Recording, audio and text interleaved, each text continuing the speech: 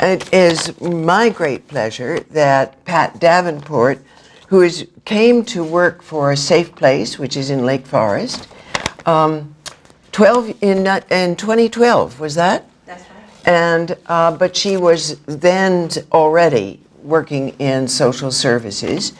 She worked for the Illinois Migrant Council.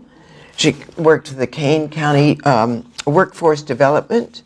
And prior to a Safe Place, she was Chief Executive Officer of Families and Schools Together for the University of Wisconsin at Madison. So these are just little tidbits of her good history in social service. But she has been a dedicated, not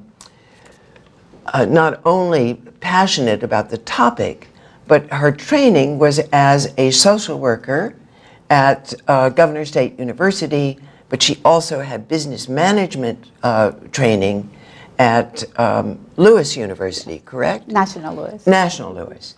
So she brings those combined skills to strengthen an organization that needs help. So with that, please join me in welcoming Pat Davenport. Thank you. And thank you for being here. And thank you for the goodies. Sure. You're welcome. And let's see if it comes back up again. There you go.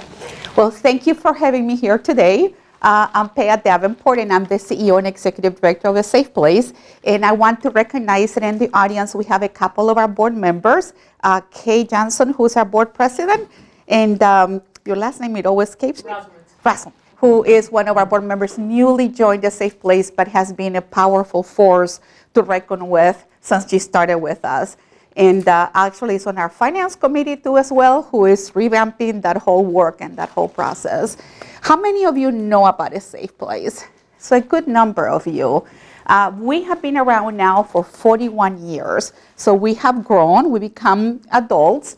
And the idea of A Safe Place actually started about 44 years ago when the state's attorney saw an uptick on violence, with domestic violence at that point in time, and decided to create a task force to find an answer about domestic violence issues in Lake County. And out of that came the idea of A Safe Place. So that was, I would say, about 43, 44 years ago with the state's attorney who was in place at that time. We had very humble beginnings. We literally had a very small shelter out on Genesis Street in Waukegan. It was an old, ran-down home that could only house about 12 people. And now, fast forward, 41 years later, we now have 15 locations throughout Lake County. And I'm going to share a little bit more with you about that. In terms of what I'm going to be talking about today is I want to give you a general overview of A Safe Place. What is the need in the statistics? Some myth about that. Actually, I was talking with her earlier today on how when she came in, she said to me, Pat, domestic violence touches across all sectors. And I said, well, it's interesting you're saying that, because that would be one of the myths that I will be talking about today. And also, why the silence?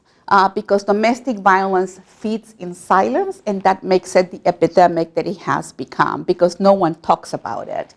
And then also I wanted to share about programs and services that we have and how to get involved if you so wish and desire to. So who are we? We are really the only organization in Lake County that is solely dedicated to domestic violence and human trafficking. No one else does this in Lake County. That makes us the experts, the people to go to. And Lake County usually has dedicated agencies that have a specific issue. In our case, it happens to be domestic violence and human trafficking. We just really started a very focused effort on human trafficking about 2 years ago. Last year, we served over 16,000 of our neighbors. 79% of them are women, and 21% of them are men. People get surprised when I actually talk about that high percentage, because that's another myth. The people believe that it's only women.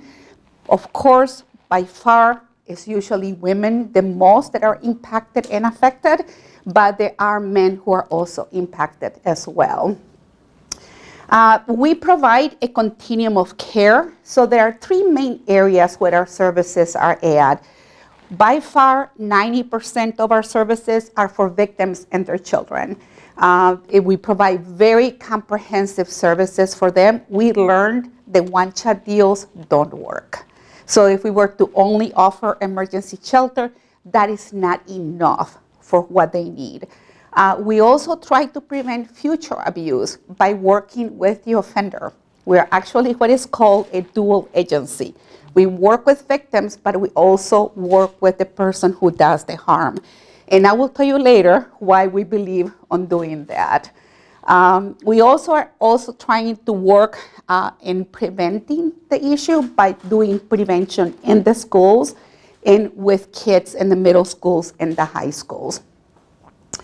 So if you look at our continuum of care here, we have built a business model that creates a safety net for victims. We actually have divided them up on the different stages that a victim goes through in their healing journey. So the first stage that they will come in is usually that crisis and safety. I compare this to the 911 phone call when they call our crisis line. I compare it to the hospital, to the emergency room when they go into ICU because they are fleeing their homes. That happens under the crisis and safety. That's also the emergencies orders of protection and also the emergency counseling that we would provide to the victim and their children.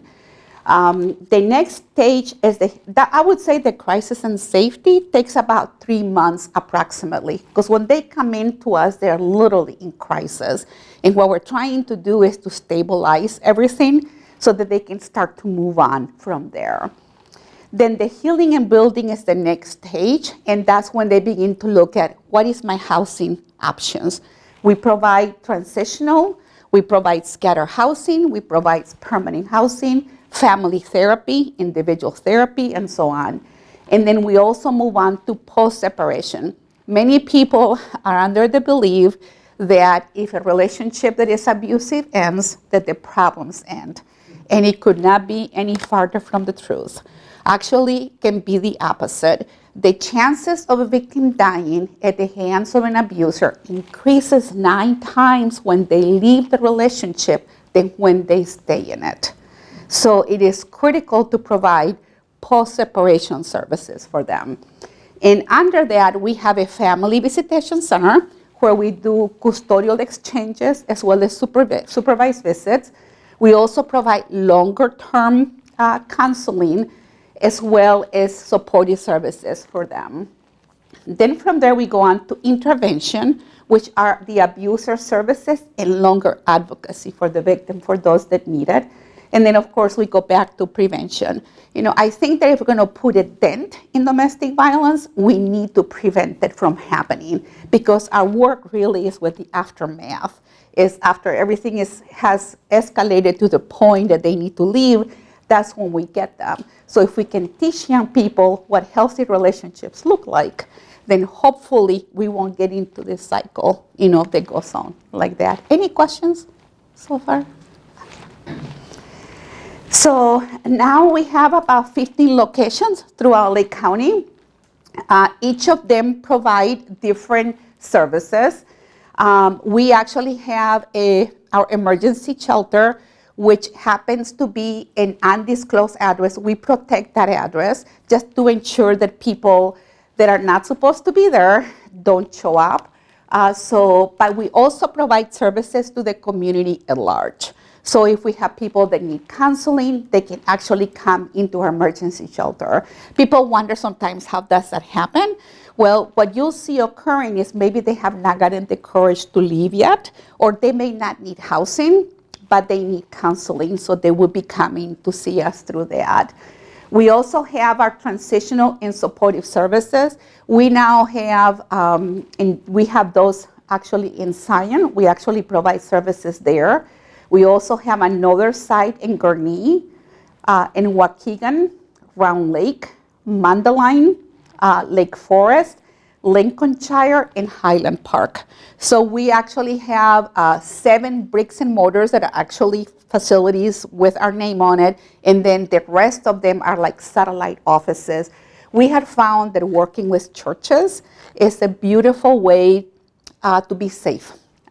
They can go and ask for services, and then you don't see them being afraid to say, I'm going to church. So it makes it a safe place for them to seek assistance without fear of retaliation when they get home. And that makes it a lot easier like that. So if you're wondering about why bother, so look at our national statistics here. The leading cause of injury to women in our country happens to be domestic violence. That is over rapes, over accidents, or anything like that. In the United States, more than 3 women are murdered. That is in our country. And up to 10 million children actually witness violence. And Nancy was talking about how there are implications to domestic violence beyond what just you see with the relationship. It is really with our children. They are truly the lost voices, and they will experience major problems over the years if it's not addressed correctly with them. And nearly 1 in 5 teenage girls have actually expressed that when they've been involved in an unhealthy relationship of domestic violence, their offender or the youth who has done the harm has actually made threats of killing themselves if they happen to leave the relationship, which is a way of power and control and trying to control them to stay with them like that. So what about locally? The CDC actually has gone on the record as saying that if domestic violence happened to be an illness, it would be considered an epidemic in our country. And that is because 1 out of every 3 women and 1 out of every 7 men being impacted by domestic violence. You know, this work has really changed the way I look at a room, the way I look at a theater or a conference place where there are many people there, that I start to think about it's 1 out of every 3 women and 1 out of every 7 men. Mm-hmm. So it is really extensive, you know, in our country and in our county. So if you were to take the Lake County has under 800,000 people, and you take the statistic and extrapolate the numbers, that comes out to be about 110,000 people in Lake County that have been impacted and that are suffering, because domestic violence, you don't get over it just by leaving today, because that keeps on hurting you afterwards. In 2018, the Illinois Coalition Against Domestic Violence issues a report every year. And the one that they issued for 2018, Lake County had the 2nd highest death rate in the state of Illinois after Chicago. The most of them came from affluent communities. And then teen dating violence, based on what we're seeing in our works in the school, keeps on rising. And actually, Sarah was with me. We did a conference last Friday, a week ago Friday, and I talked about the FBI issued a report about the massacres, killings that have been going on in our country. And they were trying to figure it out, any commonalities that existed among all the shootings. The majority of the cases from the ones that they were studying, it was domestic violence. That is the only thing that they could find as a commonality among them. So I think they were missing the mark when we are addressing a lot of other issues, which are also important and critical, but we also need to look at what domestic violence is happening and creating. Yes? I recently read that a lot of times prior to a mass shooting, the shooter will kill a family member, then go out and start killing strangers. And in some cases, that definitely has happened. Isn't it the one that just happened in California? Yes, exactly. Yes. The one that I remember very vividly, remember the Washington, D.C. shooter? They used to get in the trunk of the car, the sniper, and he was with a young boy who was actually with him doing all the killings. The wife survived. She's now a national speaker that talks about the domestic violence that she endured. She was lucky. you know. I'm really curious about most deaths from affluent communities. I mean, I understand that could be but it would seem to me that at least what you read and see, people who are in poor communities tend to be more frustrated, more etc. And you would think that that would still lead to a huge percentage of the violence. Actually, I'll talk a little bit more about that. It respects no boundaries.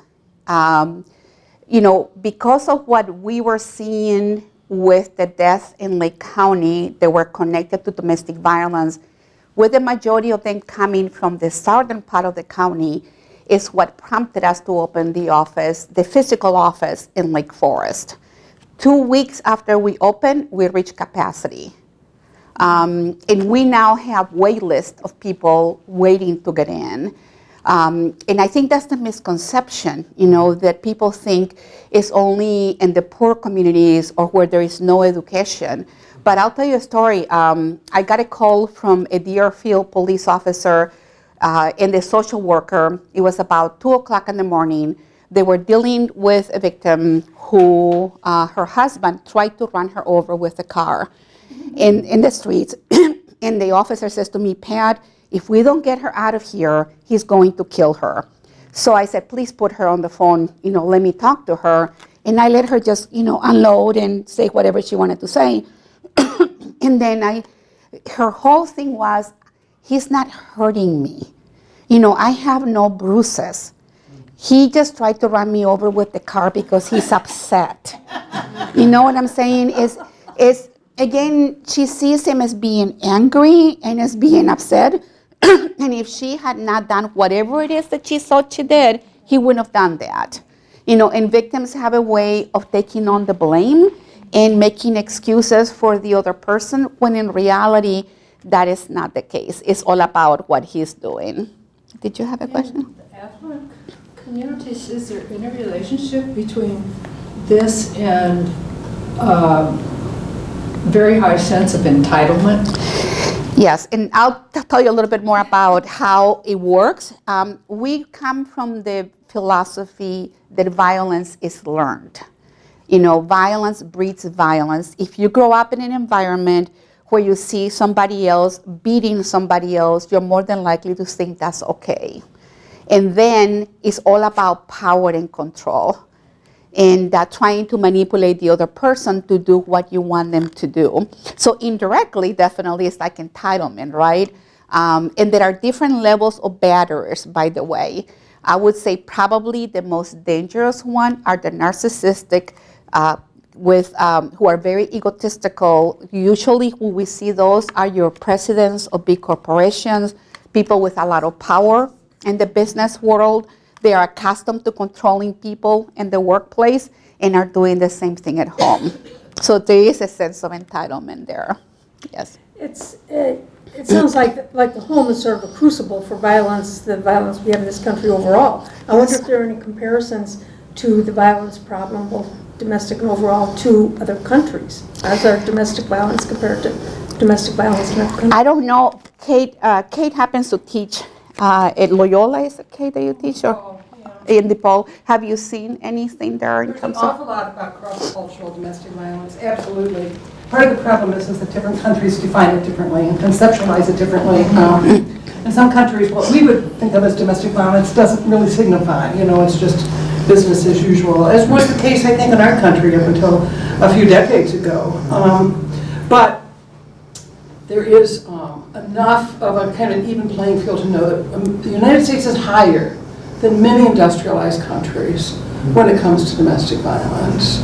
Part of the problem is that unlike Lake County, many Americans have very few services still to this day, which is not as true in especially Scandinavian countries, which have really been kind of the standard bearers of support.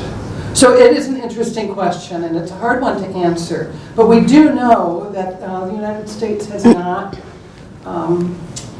reduced the problem. We should have, you know, we would think after 30, 40 years of working at it. And I do know that in Pat, I believe this is the correct statistic, of the 9 murders in Lake County, most recent 5. Where from? In Highland Park. Deerfield. Lake Forest. in Lake Forest. The year started terrible. The first death was at a dentist who actually worked at the Navy base. She was at Dunkin' Donuts. She had left him already by then, by the way, but he was stalking her, and he found her there having coffee with her girlfriend. And when she left is when he got her. So, and we ended the year with a teacher in Deerfield, horrific, by the way. He abused her in every sense of the word. She was trying to leave him. She actually had left the home and was trying to go through the separation. He now is calling for a defense of insanity, is what he's doing. I don't have statistics, but I've worked with groups dealing with women and domestic violence in Singapore when I lived in Singapore, and it's definitely not a U.S. problem. It's all over. Yes. And there were incidents of in the local community in Singapore, but also in the expat community and the military community, because the women follow their husbands typically for jobs, and they don't have the power. And if it's not, it's mental or financial abuse, physical abuse. And they're so isolated too. Sorry? This is totally American. In some I'm just cases, wondering, yes. about the countries that don't have anywhere near our level of violence in the outside world. Right. If there's a Well, similar I level of don't violence have domestically, statistics, Yeah. but it wasn't not just Americans. That's all I can tell you. Is that And what I can do is I can do some searches too, and if I find anything, I can send it to Nancy, and then she can distribute them too. Yeah, And there are some countries in which it's not only legal, it's expected. exactly. Domestic violence, the problems are really high in Yeah. So I countries think in it's Africa, Western yeah. industrial. But Western industrialized, civilized. we are not, at the bottom, we're not at the top, but we are not as, I think, we don't work on, talked about CDC making it an epidemic. Some countries have taken that Stand, yeah. and they're treating it very, very seriously. I think in the United States, it's safe to say that it's still kind of a backburner Yeah. issue that's not widely discussed. And of the, 104 counties in the state of Illinois, most have very, very few services. 102, thank you, Nancy. Yeah. True. But if I find anything, I'll be sure to send it your way. Okay, well, sorry. That's okay, no worries. But bottom line is 5 times more common than the most communicable disease that you will find. The cost, though, of intimate partner violence is huge to our country. I only have the numbers for 2003 because that's the only study that has been done. Otherwise, I would be putting new data there. But basically, the cost per year in healthcare has been about $8.3 billion. Now think about that was 2003. We're in 2019, and what that would look like if that was to be done today. And of course, including also, productivity. When you're working next to somebody and you know that they are not doing well, and they are missing work, or they are so upset about what's going on that they cannot concentrate and do the work. And that also is about $727 million a year for that. Some of the myth that people think is that they believe that domestic violence is only physical. And a lot of that has to do with the media. A lot of things you see reported is usually physical violence. Some that everybody knows about is Ray Rice, the football player who punched his fiancée in the elevator and dragged her. So again, the media kind of perpetrates, this.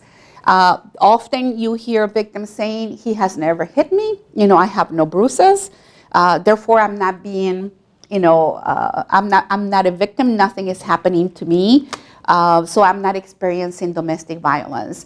However, whenever you have someone who's trying to exert power and control over someone else to manipulate them to do what they want, that is considered domestic violence. I'll give you a few examples. We had a client who came into emergency shelter. She had been pregnant almost every year that she had been with him. She had 8 children. He kept her pregnant for as long as she was with him. She had not worked. She was a teacher before that. So now figured out she's trying to get back into the workforce. With that many kids, it's going to be very hard for her to make it on her own, and that's part of the control that goes on. So we call that reproductive abuse. That's when they withhold, birth controls if they are taking them or hide them, so that they can continue to get pregnant. Something that is huge, most of the domestic violence cases, is financial abuse. I had a client who literally, she was the VP of a Fortune 500 company. All the money went into his account, and whenever she would want to go to Wendy's to buy something, he would give her $5, and he would require that she would bring the food back with her, not eat it on the way to the house, and she had to bring a receipt where he could do a comparison between that receipt and what the food was. So again, take a look at that kind of a control, that goes on. The other myth is thinking that men are the only abusers. And I think that has a lot to do with the thinking, all about this issue is gender-based. I actually been in restaurants where I've been asked by the waiter or waitress, what do I do? And I say, I do domestic violence. And they say, well, who do you usually serve? And I said, well, we serve men and women and children. And they literally will look at my face and laugh at me and say, what do you mean you're serving men? Can they have their women in control? Which again, it goes with that mentality, right? Thinking that, how can you allow to be beaten or to be abused in that way? The other one is about that if the victim doesn't leave, then the situation must be tolerable. And what many people don't realize is that part of the control is about that financial piece. So even though in paper, it may look like they have assets, usually the credit cards, the car, the house, or apartment happens to be in the name of the abuser. It's not usually on the name of the victim. So if they try to leave, how are they going to do that? And you all know our weather here. If you have children, you don't want to be homeless in a car with your kids. And usually children is what keeps most victims with the abuser. And they believe that a home with two parents are better than one parent. And that believe that that's how it has to be, so that it would be more acceptable by society. The other one is that if I stay, I may die. But if I leave, I may die as well. So with the chances of them dying increasing 9 times, and they know this, then why am I going to leave then? It really becomes a survival situation. The other one is that domestic violence is a crime of the poor and uneducated. But the bottom line is it has no regards for gender, class, wealth, age, or anything like that. I started as a place, like Nancy mentioned, in May 2012, and July 2012. And when I first got here, I went through all of our programs and I sat through them to see what was going on. So I went to the courthouse and I'm sitting here and I see this 80-year-old woman go up in front of Judge Strickland, who he was a judge at the time. She was shaken like a leaf. Our staff was basically one on each side holding her, trying to provide support for her as she stood there. And she had been found in her basement, chained and naked and beaten by her son, who found her there, and she had been abused by her 80-year-old husband. The judge did give her the emergency order of protection. She ended up coming back for a plenary, which it means they can extend it up to 2 years. I think the situation was such that the judge decided to give her a perpetual order of protection, which I think under the law they don't really exist, but I think he decided to take the risk and do it anyhow so she won't have to come back and face him after he saw her, the conditions that she was in. She then actually went to live with her son. Then the father went after the son, and he himself had to go out and get an order of protection. But today, she's happy living her last stage in her life with her son and grandkids, and everything is in goodness, is good. When I asked the question, I said, had you ever seen her being abused? And he said, no. And we knew he had a very strong character and temperament, but we never saw him lay a hand on her. He would only do it when the kids were out of the house, and he would do it in parts of the body that could not be seen. So, it's again, how they're able to do, the power and control, like that. Question. Yes. Is there ever a religious influence or Oh, pressure? thanks for bringing that up. That is huge. With the belief that once you're married, you marry for good, you marry for bad, until death do you apart. The clergy is usually kind of a first respondent that a victim will go to seek help. And number one, they are ill prepared. They weren't trained in the seminary. They don't attend education classes to help them understand what is going on. And many times they adhere to the biblical statements out of context that puts the lives in danger of victims even more so. Actually, on the conference that we just did, it was to educate and equip clergy, attorneys, human services, and health professionals on how to work with victims to do no harm. And we had Pastor Neil Chori. He was the pastor of Stacy Peterson. You might have heard of Drew Peterson. And he is the one that Stacy confessed to that she knew for the fact that Drew killed his previous wife, Kathleen Savio. And 2 days later, she disappeared and has never been found.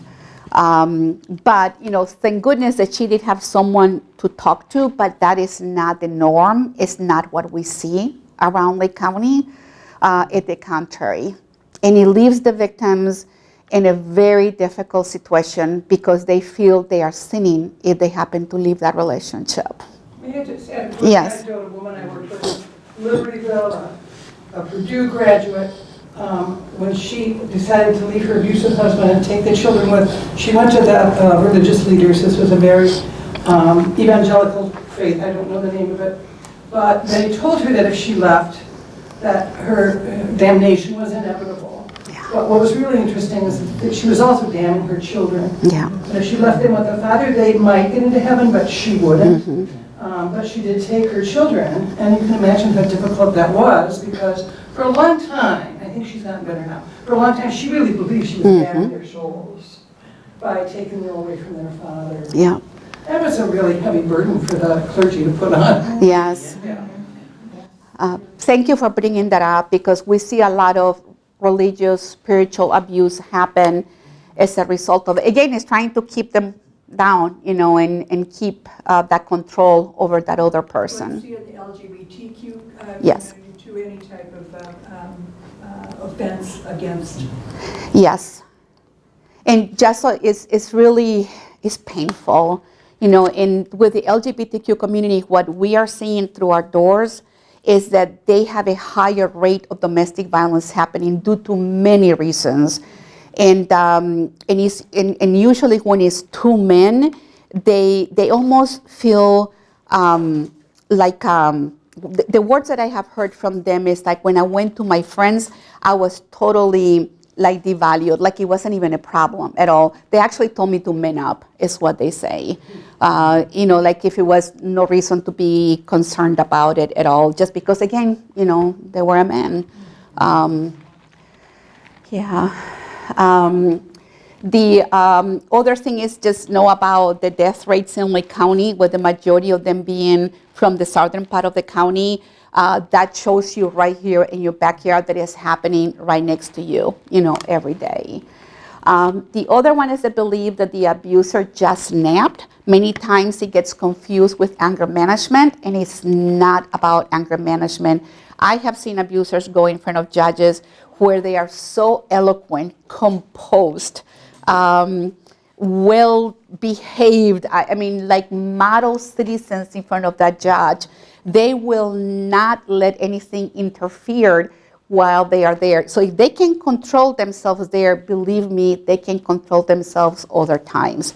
What it comes down to is about using that power and control to get them to do what they want them to do, is what it is.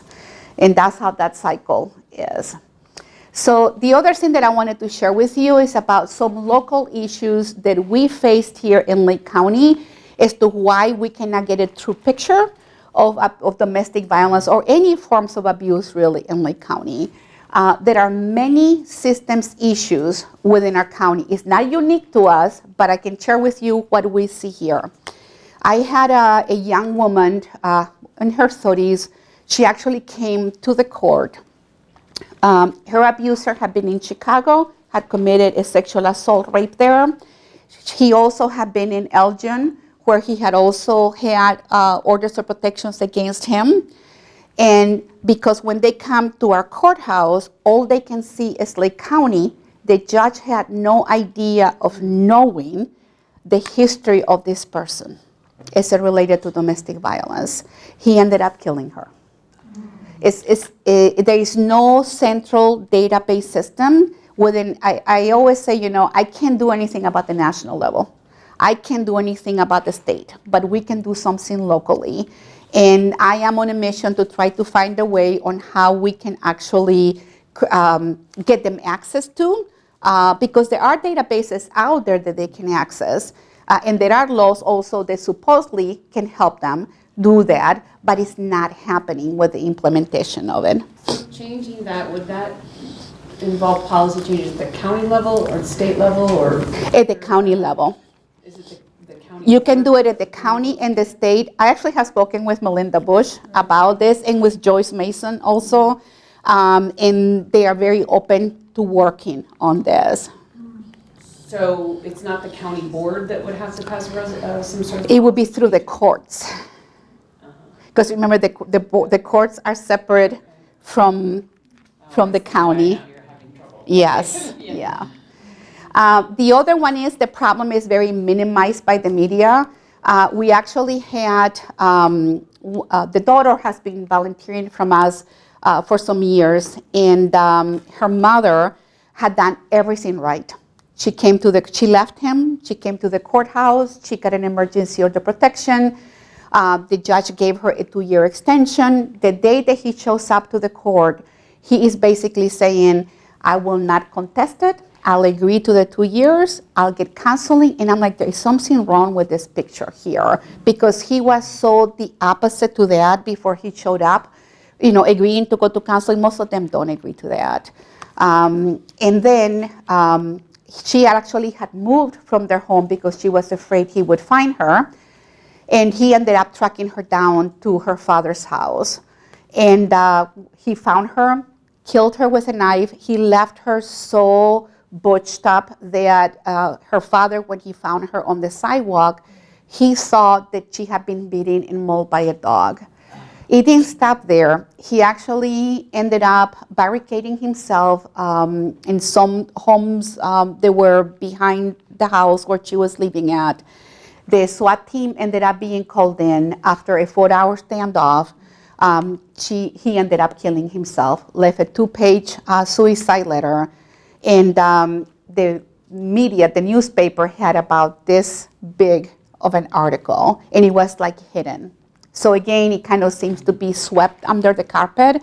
It's a difficult topic for people to talk about. And I believe we need to make an expose of domestic violence and help people, not to be afraid, because it only fits, in silence like that. That other big issue, this is a state problem, and it's also a county problem, and it's also a national problem. There is no consistency on how things are reported. So I'll give you an example. The state's attorneys may define domestic violence different than the Lake County Sheriff's Department. And it will be defined different by the Illinois State Police. And it will be defined different by every police department. So when you're trying to pull reports to see what the level of the problem is, you can't get a handle on it.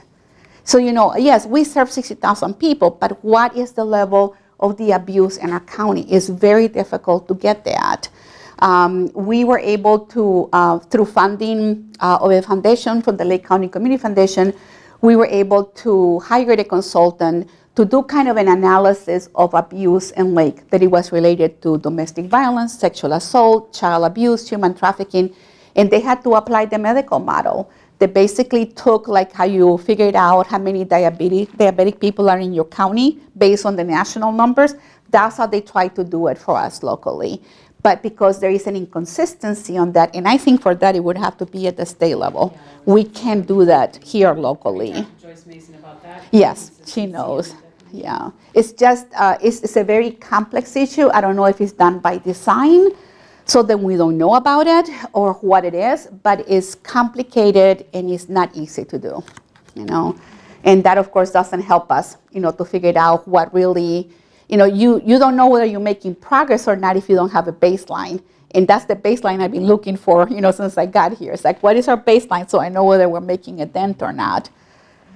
So all I can do is do it based on what our data is, yes. So many of the things that you described, basically, if it happened between strangers in a restaurant or on the street, it would be assault. The person would be arrested and taken to jail, right? Not always, and usually they are let out pretty quickly. Yeah, I mean, if they could afford the bail, they would. Sometimes they are let out on their own recognizance. But what you're saying is if it was stranger. Yes. Stranger Yeah. would be Oh, fine. yes. You're right. Stranger to stranger. Yeah, Yes. and the Yes. same thing should apply if a woman is assaulted in her home. And I agree with you Calls the 100%. police. Yeah.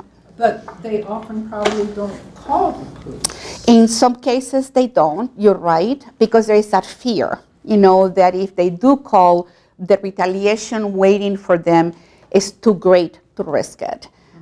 But when they do call, there is a lot of scrutiny that they go through, where they are not believed.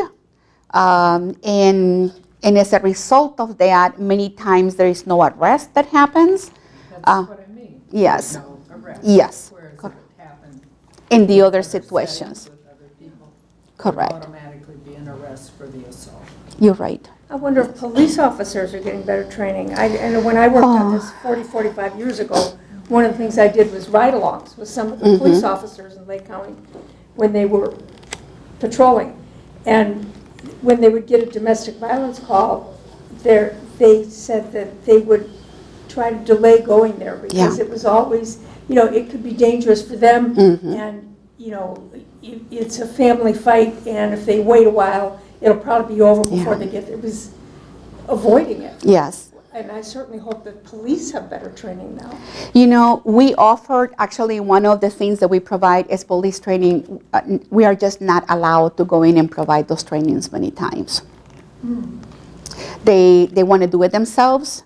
You know, I just met with a police department a couple of weeks ago, and I offered I can come during roll call time. I don't care what time it is. Could be, you know, we done them at 4 or 5 a.m. in the morning, whenever the shift starts or ends. Can be at night, whenever they are going on. He told me to send him my PowerPoint.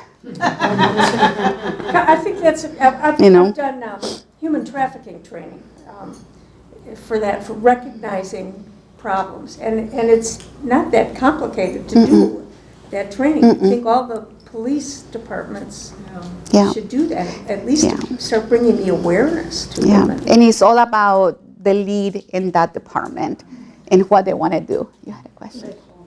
What this woman is so carefully describing is this kind of spiritual moat around a home. Man's home is his castle. This Yes. goes back to Roman days. What was that? Patria potestas, life and death control over everything in that household, from wife to the chicken. And that residual moat is why historically police don't want anything to do with domestic violence, much less give me a simple code where I can add this here and here, because they're part of that whole, not always, I'm coming off more than I want to say here. I don't mean it quite that extreme, but I've heard police speak to me this way about it, that it's just, this is a moat I don't want to cross. This is not my domain. Yeah. This is their domain. And it is, by the way, the one thing I'll hear police departments say is that number one calls they get is domestic violence and trafficking second. And they say that domestic violence is the most dangerous call they will ever answer to. So you're right, they don't want to. Police officers have a the highest rates of domestic violence of any profession. Yes. Themselves. Yes. So there is a brotherhood, if you will, Yeah. that supports the patriarchal justice that you were talking about. Power, control, bullying, abuse. Mhm. Yep. In terms of our services, I'm going to get a little bit into that to kind of give you an idea in case you ever want to refer anyone to us. Every program that we have is based on evidence-based approaches. We just recently obtained CARF accreditation. Is basically an accreditation to be a behavioral health organization with certain standards that have to be met. And we are also what is called trauma-informed, which that basically means that we understand what trauma does to people in the process of treatment. That even though a person may come at you looking angry or upset, many times those are triggers from the trauma that they endured during the abuse. I often compare victims to veterans that are experiencing severe PTSD when they come to us. And sometimes I hear people tell me, Pat, why they don't just pull by the bootstraps? And I often say back, they don't have the bootstraps to pull themselves from because they've been abused so much that there's nothing left, for them. I mentioned earlier about our crisis and safety arena. We have our crisis line. We actually had over 2,000 calls last year. And that we also provide services to teenagers. So if a teen is experiencing teen dating violence, they can actually call us and we're able to provide services to them. We have staff in-house that speak Spanish and English. And if we have a language that we don't have a staff for, we actually work with a language line where immediately they will get somebody else on the line who speaks that language. We usually see Russian calls being done, Korean a little bit, and Indian, not a lot. I would say 90% of the non-English speakers are Spanish speakers, and the other 10% is like a mixture of the rest that they come in.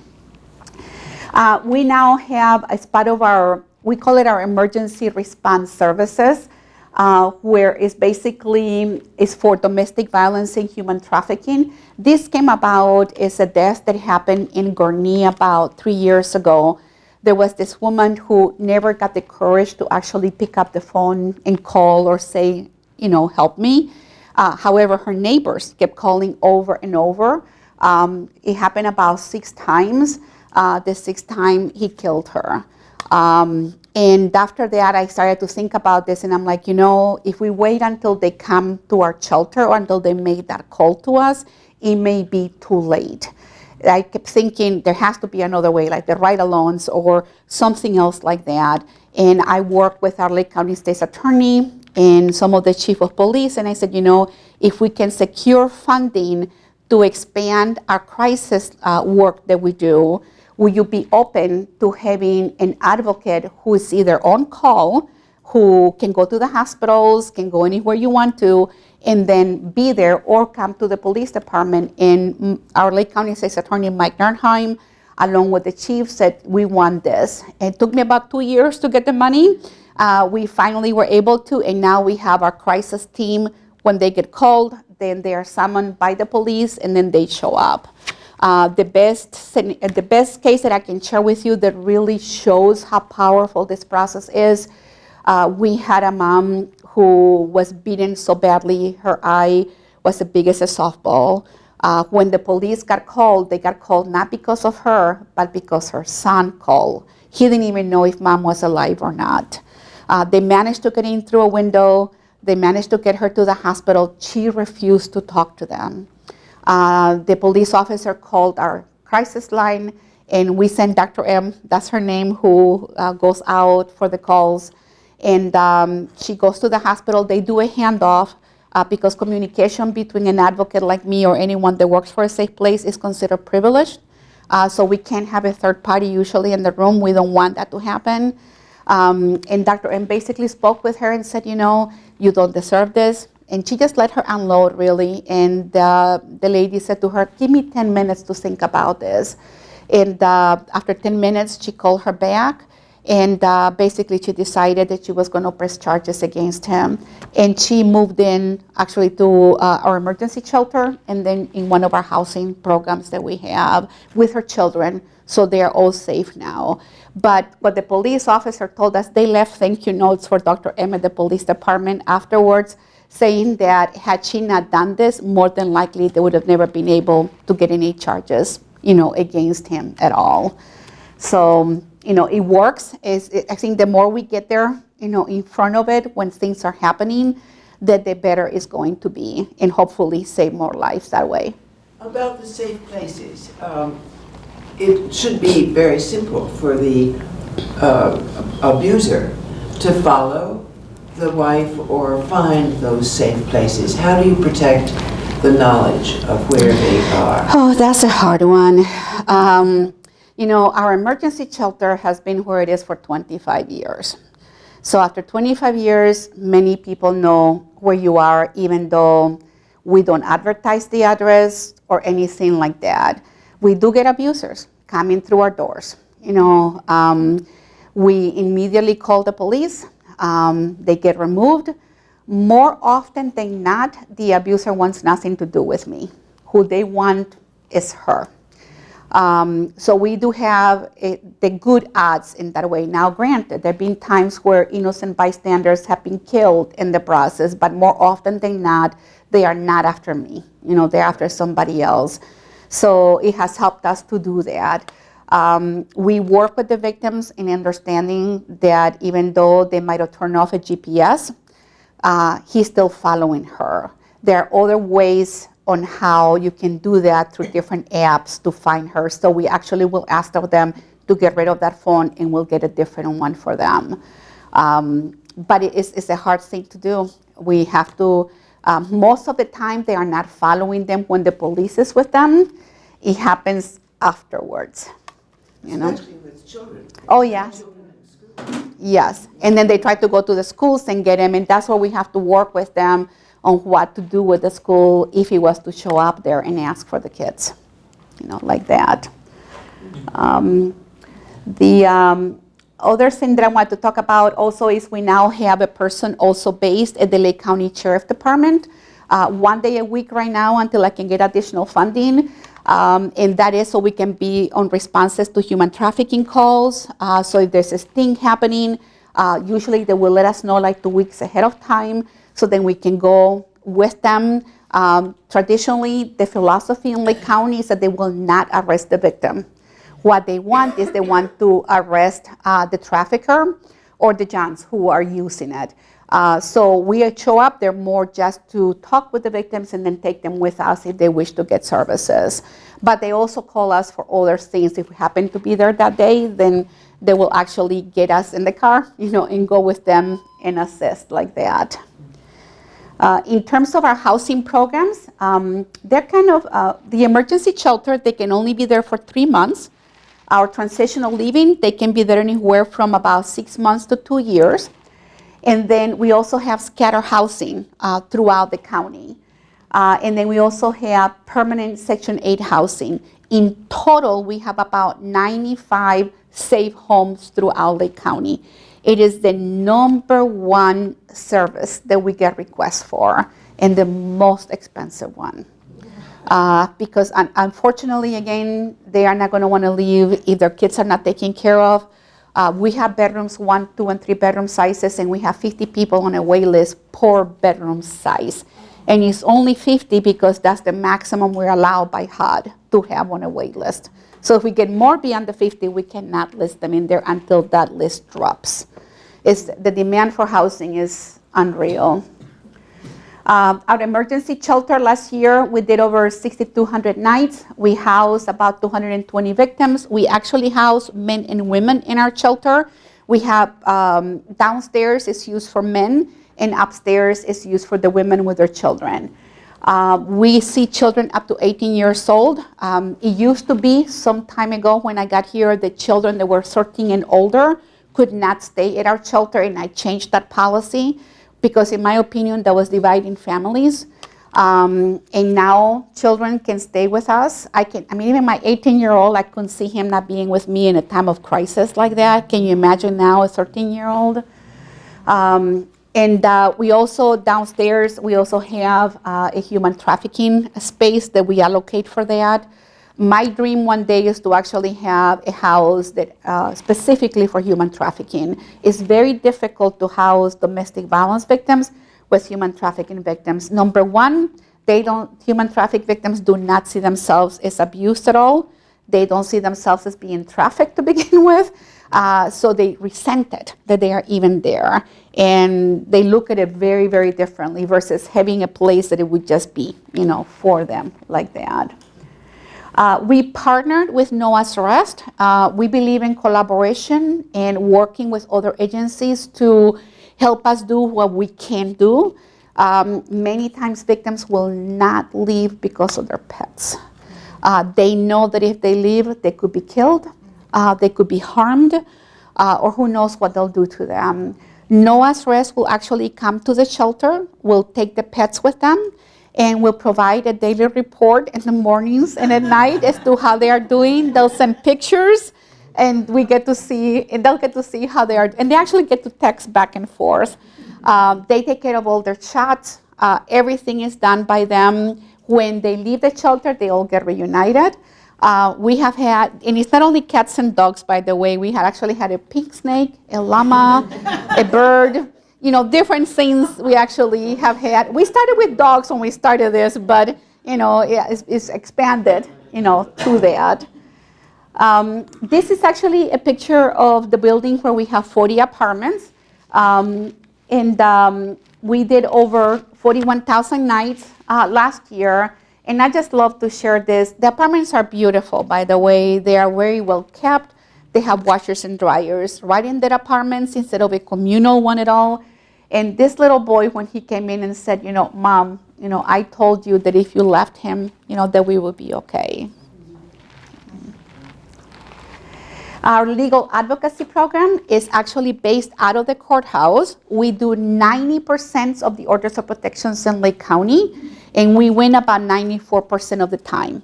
That often has a lot to do with who the judge is and how do they view domestic violence. We also, above and beyond domestic violence, we also provide orders of protections for sexual assault. We also do it for civil no contact orders. Let's say you have a neighbor who's stalking you.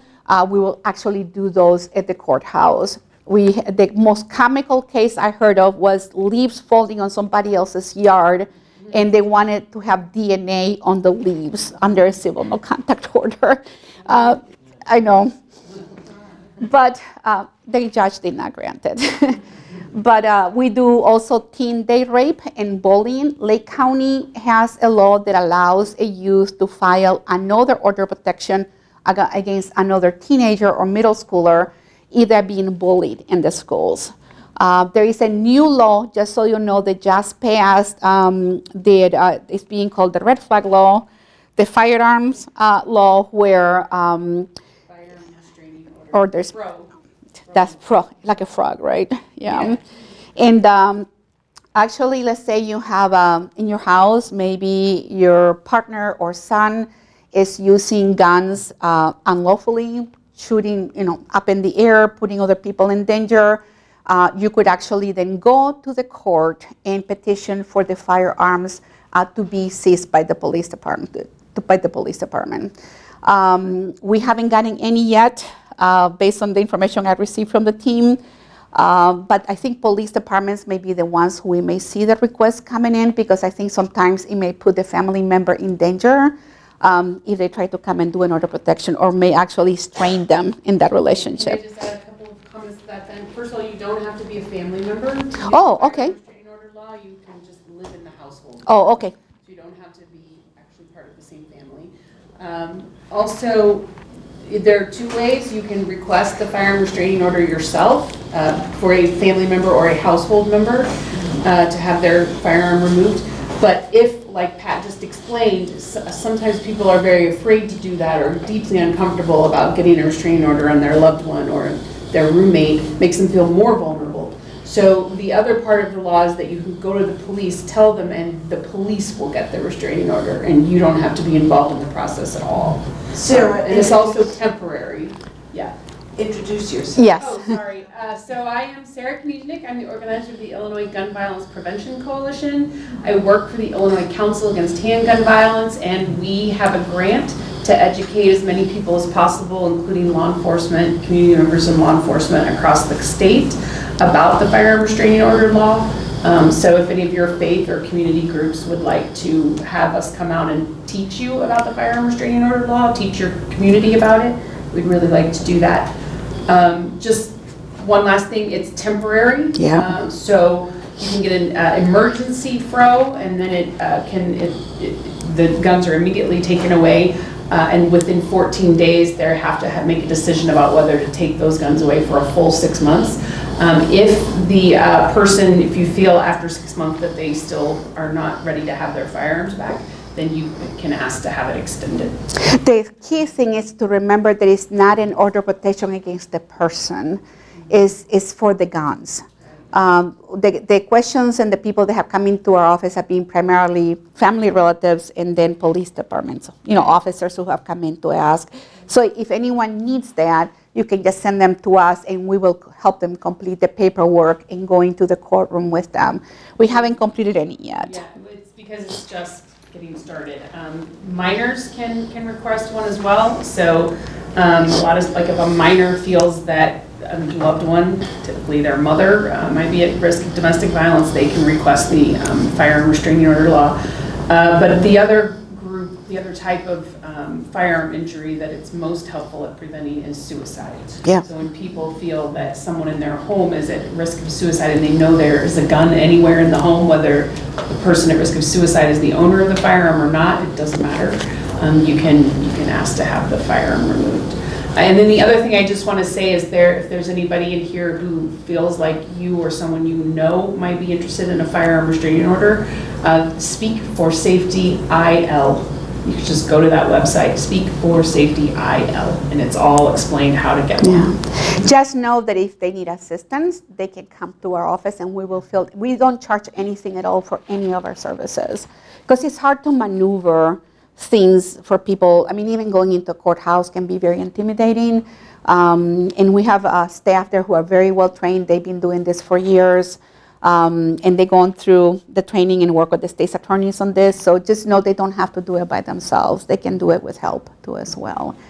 That's interesting. You wonder if middle schoolers and high schoolers could be educated about that. It would be a way for them to intervene a little bit without having to break that privacy thing that families have. Our FRO education team consists of 3 people all over the state to cover the entire state, and we are trying to connect with schools. It's a matter of time. Like to the statewide school board conference in November. Yeah, that's a good. That's coming up next week. You get a lot of people there all at once. We also provide behavioral, yes. One question about you Okay. and your workers. You're on the front line of a really ugly war every day. Yes. Mm-hmm. What about respite? Yeah. How do you deal with it? Oh, you bring up a great issue. We focus a lot on self-care. We stick to working 40 hours a week. We provide supervision weekly or biweekly to be able for people to talk about what's going on. We also offer employee assistance programs where they can get counseling for different things throughout the year if they so wish and desire to do that. This is actually face-to-face therapeutic intervention locally. They don't have to go anywhere. It doesn't have to be, it's not over the phone either. We also try to build in self-care activities throughout the weeks as we work together, because you're right, it's a very challenging job. And not many people are jumping to come in to work with us because our hours are terrible. We work around the clock, 3 shifts every single day, Monday through Sunday. And there are challenges also with the upcoming generation who have more of a balance between life and work. And, trying to get them to think of, need to work at this times, second shift, third shift. They don't want to do it. So it's becoming very difficult to even find people to do the work. How many people? About 60. Yes, that are spread out throughout all. I don't have a hard time finding people for first shift, but most of our work happens second or third, second for the most part. They do not want to be there for second shift at all. You know, a lot of parents are working during the day, so they do not get services until the evening, and for whatever reason, more often than not, things happen at night. And that's when we need people, you know, to staff our facilities. And in Lake County, just so you know, there is a huge problem with the workforce. There are not enough people to supply, there's not enough supply for the demand of jobs. This is something that I hear from all of my colleagues across Lake County. We all are having the same issues, except that with us it's harder because of the work that we do and because of the hours that we have, you know. But we just keep trying to plug along and go on. So for our behavioral health, we definitely provide counseling services, you know, individual, family, support groups, art therapy, and play therapy for children. And now we are including actually parents. I want to share with you, you know, I mentioned earlier when Nancy was talking that children are truly the forgotten voices in domestic violence. They go where they are taken, whether they want it or not. Art therapy has been a great modality for children to express how they feel, and when it's so internalized that they can't talk about it, and they're able to express it through their drawings or their writing.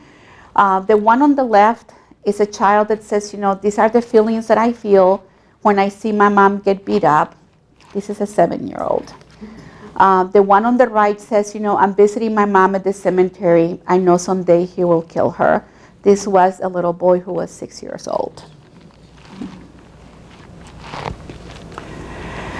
A new thing that we are doing to try to provide better wraparound services is a program called La Paloma that is targeting primarily the Latino population who are traditionally highly isolated, as it is from the community itself. And when they are in a domestic violence situation, they are that much more isolated because they don't speak the language, they don't have systems of network, and the goal of La Paloma is really about removing barriers and increasing access. We've been servicing them all along, but we were providing primarily housing services, and I wanted them to leave us better than when they came to us. And that's why we have started this very focused approach where we have culturally representative staff that represents the population that we're serving. So they are bilingual, bicultural, and it has really helped us reduce barriers. This is a program that we couldn't even get 10 people to participate. We now have a wait list for people waiting to come in. Now, add to this the environment in our country today with immigration. We actually are stepping it up to try to go kind of do deep dives in communities where there is a high Latino population to try to connect them to services because they are afraid to come out. They're afraid that if they get services, there is going to be a mark, you know, against them. They're afraid that ICE will be right at their doorsteps if this happens. So we're having to do things a little bit differently to try to engage them and kind of do more of a grassroots movements by going into libraries and speaking about it, or safe spaces like laundromats and places like that where we can reach out to them and connect them, you know, to our services. Our intimate partner program, we actually have what we use is called the Duluth model, which is out of Minnesota. It's an evidence-based, research-based approach. They actually spend about 6 months with us for an hour and a half a week. It's not an inpatient at all. It's outpatient, basically. And during those 6 months, we run the groups with them. And what we do see from the pre and post is a change in attitudes on how they view women. The first time that I sat down to observe a group, there was a new young man who was coming into the group. And he was supposed to write on his journal what brought him to that group. He had 3 pages that he wrote. Not once did he call her by her name. Every time he would call her she, her, be, and every other name in the book, but would never call her. And the facilitator, the therapist who was in the room, kept going back to him and saying, what do you say was her name? Tell me her name again.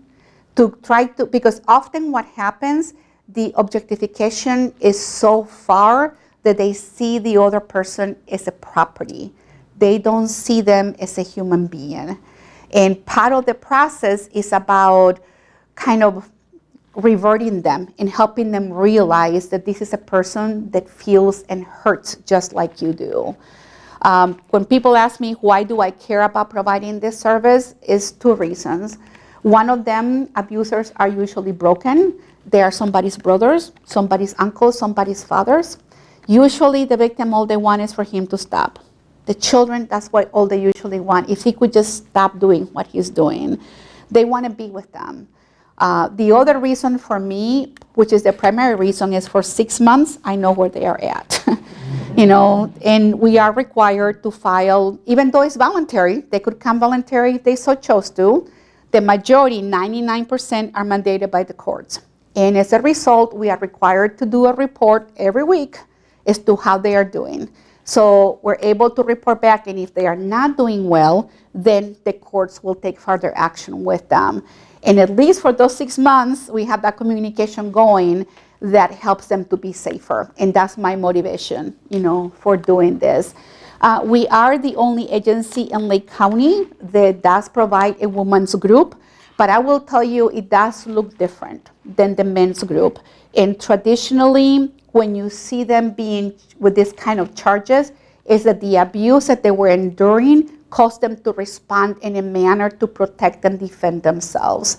So it looks very different than what you would see our typical program, for offenders like that. Our family visitation center, literally a room, that's a picture of it. It's a long room, kind of rectangular shape. Mom and child usually comes through the front. They have their own waiting reception area there. And then dad arrives 15 minutes later, and they have their own entrance in the back of the building. It's the only place in our entire agency that everybody comes together. So it is a very volatile environment because everybody is at the same facility, even though they are not seeing each other. So that's why we have segregated arrivals and departure times. So what happens is that mom turns over the child over to our staff. Then our staff takes the child into the visitation room, which is here, and they will spend an hour visiting with the non-custodial parent. Then sometimes moms will stay and wait for the child. Sometimes they will leave and come back. I got to tell you, Mundelein Police Department has been phenomenal with us. We could not do this work without their help. They help us monitor our cameras. If there ever is a problem, all I got to do is call and say, I have an issue. They actually gave us once, we had a very serious case where the abuser actually tried to burn down the house of the victim, and we were very concerned about what was going to happen in our facility. And Mundelein sent us an undercover police officer, and he was there with us for 3 days. We didn't have to pay for it at all. He just blended in, like everybody else, helping facilitate visits and being around. And they do this for the entire county because everybody comes from across the county to that Mundelein facility. And they've been wonderful to work with. Last year, we did over 1,600 exchanges. Those are what is called the drop-off and pickups. The reason for the visitation came about from many people going to the police stations to do them, thinking it's the safest place. And chief of police will tell you, usually the police is out on the beat. There's hardly anyone over there. And visits or exchanges were taking place in the parking lot. So when things were happening, nobody was there, or very little, people were around to help handle it. We also had a case where a child was dropped off, I think, like at a McDonald's. The other parent did not pick up the child, then DCFS had to get involved. And also I'm thinking, me as a child, I'm having to go to a police department to see my parent, how that lives in a child and how the brain then, gets more damaged with all of that is happening to the kids. So it's a place that everybody can be safe and at the same time and still have their visits with the non-custodial parent. Something to let you know that is interesting, when we first started the visitation center, we saw that most mothers would have custody. 30% of mothers that we see through here do not have custody of their kids. And a lot of that happens usually because they don't have the means to represent themselves with an attorney. You know, they don't have the money. Legal is very expensive, and he usually lawyers up, and she usually doesn't have a way to do that. 75% of our cases are related to domestic violence. The other 25 are child abuse, incest cases, kind of a miscellaneous of other things. So it's not just domestic violence. It doesn't have to be mandated by the courts. It can be optional if people want to. Again, the majority of them are mandated by the courts. We also, in our prevention end, we do a lot of the healthy relationship classes. We also have a mentoring program. We do community education, and we are the only agency in Lake County that is certified to do 40-hour domestic violence trainings, and we also are the ones that do we're supervisory side, where we can certify domestic violence professionals after they are supervised for 150 hours with us. And we are it in Lake County for that. Last year, we did over 2,100 youth and over 7,000 people. You talked about law enforcement trainings. We're always knocking on their doors, on the judges' doors too. I asked to coming into the family law committees. You know, that is usually formed between judges and attorneys. I've been able to do that once in my 8 years here.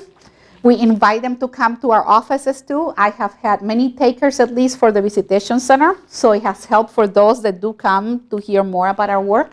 It's just hard, you know, to get them through our doors to do that. We started our mentoring boys program. Actually, it's run by a volunteer who dedicates all of his hours to do this.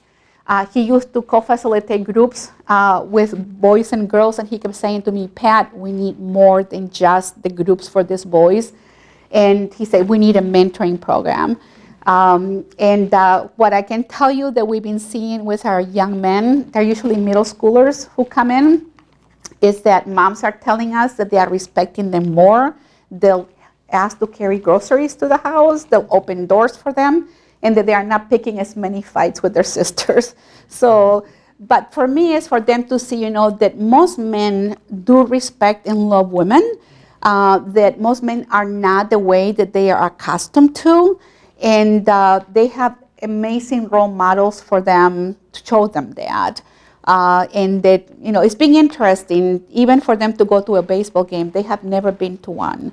Or if they take them out somewhere, they have not had those experiences before. So it's kind of an enrichment process too, as well. Our greatest success we have had here, we had a young man who went through our mentoring program. He got accepted into the Lake Forest Academy on a 95% tuition scholarship. The other 5% was donated for him to be there, and he'll be graduating this year. So it's been phenomenal to see that. I mentioned already about our CARF accreditation. We also were selected to be, it was a DCFS project, and I'll explain a little bit about this. It's actually funding that is coming from the Children's Bureau at the federal level through Futures Without Violence. And there were only 3 sites selected in the country, one in Boston, one in Pittsburgh, and Lake County. And the money will be, I know, we were so thrilled. Gives me hope. The plan is that we're going to have a staff member of ours based at the DCFS office, 4 days a week, 1 day with us. She actually starts tomorrow. It will be her first day. Took us 2 years to get a contract signed. But the plan is that if a call comes in and it gets reported and they believe there is domestic violence involved, then our advocate is going to go on that visit. Because many times what we're seeing is that things are being misunderstood. You know, if, I'll give you an example, a DCFS investigator goes into the home, they see the mother has locked the kids in a closet, they think that's abuse. When you start talking to mom to understand what happened, she wanted the kids to be safe. They did not want it to get beaten in the middle of it. She did not want them to see the fight. But they are not taking the time to understand what is happening. So if our advocate can sit down and talk with her and understand what's happening, then they can do a consultation right there on the spot. But if also the mom or the dad, depending on who it is, decides that they want to leave, they'll get connected to our services immediately. So hopefully we can prevent, things like that from happening. But we're excited. It starts Monday, and we're really looking forward to that. And then, the need is great. This was a picture from another, this one was from a little girl that she had written the word help on it. And, we can only do the work that we do thanks to the generosity of everybody in Lake County. Our first home of this emergency shelter was donated to us. Every single thing that we have has been because of contributions made from people's goodness. That we don't sell the product and we don't charge for our services except abusers. We hold them accountable, so we require that they pay. But like us on social media, please. Work with us on systems change, like what we're trying to do in terms of changing the database and how things are being tracked or defined. Host events for us, do lunches or house meetings to raise awareness about domestic violence, because it's a hard conversation to have. Volunteer, we have so many volunteer opportunities at Safe Place, it's unbelievable. Kate maybe can say a little bit more about our board membership and committee meetings. Kate, you want to say something? We need you. We need your brilliant questions. Just illustrate how much insight there is, and we would love to have you. I'm going to just take, since I have the floor, a slight hard left. Pat's talked about many of the innovative programs that she's brought to us in the time that she's been here. The end result is, although yes, violence is high in Lake County, we have a hard time getting people to us. Once people come to us, once people are through our doors, we have a 94% success rate, which is unprecedented across the country. So feel proud of that. Yes. And join us in our mission. Thank you. I think that's the perfect note for ending with. Can I say one thing? Of course. I'm a former Hello. Hi. Glad to see you, Lauren. Lauren Beth Gash. I'm a former state representative and attorney, and I want to say thank you so much for all you do. And I used to work at Prairie State Legal Services. Oh my goodness. Where we would send people over to you. And what I haven't said in public before is about 30 years ago, you helped me get an order of protection. Oh. So thank you. We just give wow. Thank you for saying that. I used to get the advisory board as well. I should also tell you, we've been working with United Way on 211. I don't know if you know about this or not. 211 is the equivalent of 911 for human services. So if you ever run into anyone that needs services and you don't know where to refer them to, just dial 211. You can do it out of a cell, landline, whatever, even text, I guess you can do it through. But just know that that is now has been launched fully in Lake County. Almost most states in the nation were already under 211, except Illinois and Nebraska. I think that's the other one. So, and thank you, Nancy. Thank you so much, Pat. I, for one, learned a great deal today. Much of it you don't want to know, but knowing makes us more powerful to do something about it. So thank you ever so much. That was so informative.